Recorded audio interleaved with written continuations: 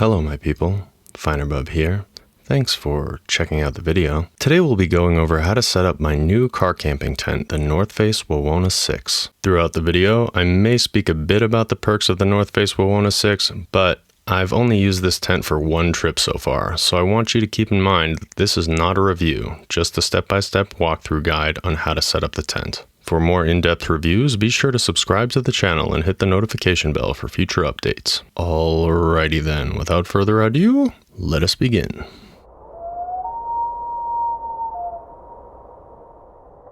Step 1.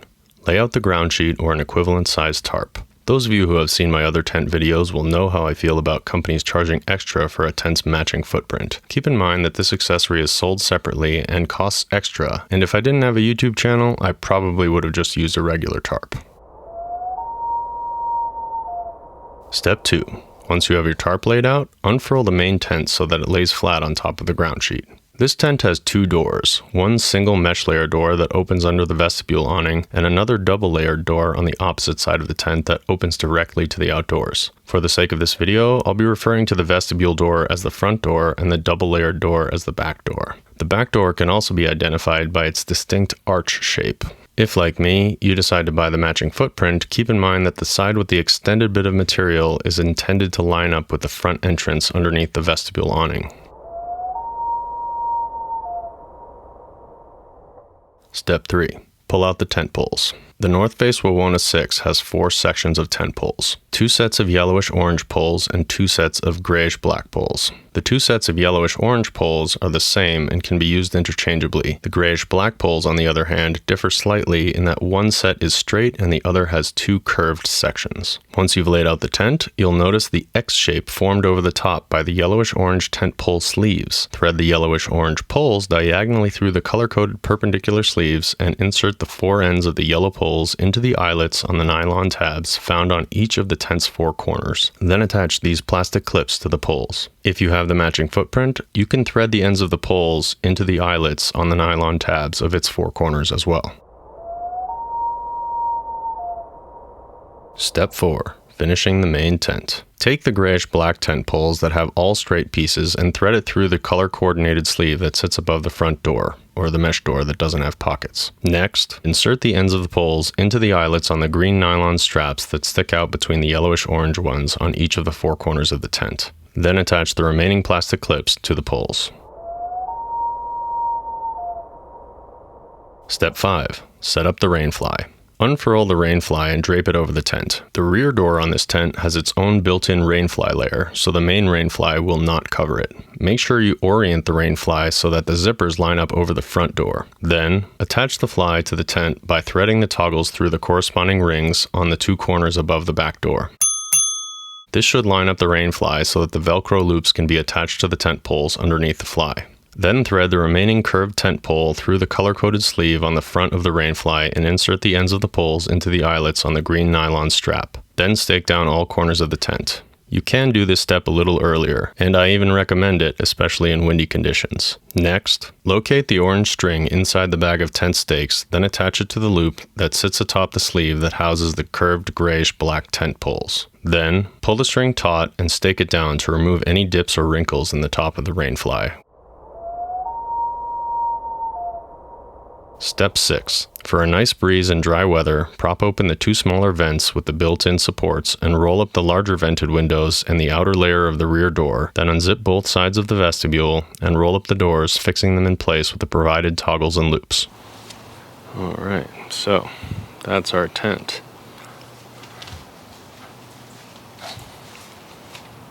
We're staked down in the corners, we've got our line, pulling that part straight so water doesn't collect up top. We've got a nice space in here. You can stake these corners down. I didn't really feel like it's necessary. And you can stake it down at 4 points on either side, plus the 3 in the front there. Yeah, so now we've got a nice place to take off our shoes before we go inside. Let me take that.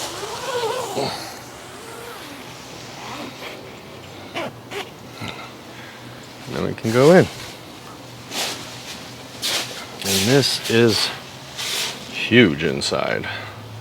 I mean, look how much headroom I have. Like, it's like at least a foot, and I'm 5'10", and I'm in the center right now. It's a little lower on the edges, still above my head though.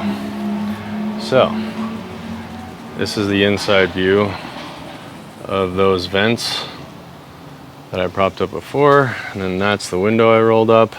This is what it looks like down on that side. You have pockets all in here, and pockets all in the door. And then this is the rear door. So,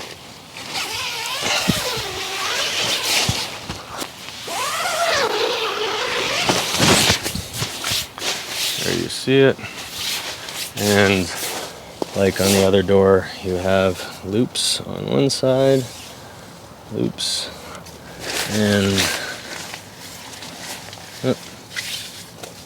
and toggles here.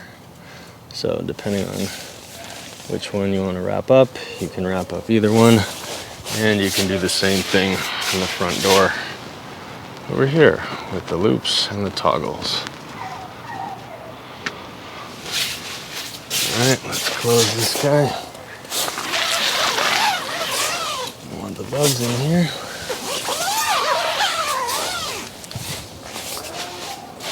You got some more pockets over here by the door and over here.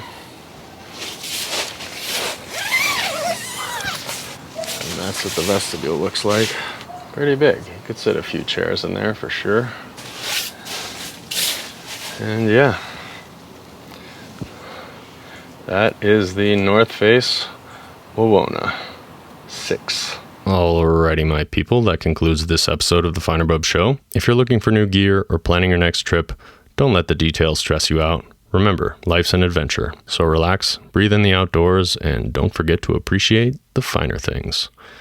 See you out there, people. Peace.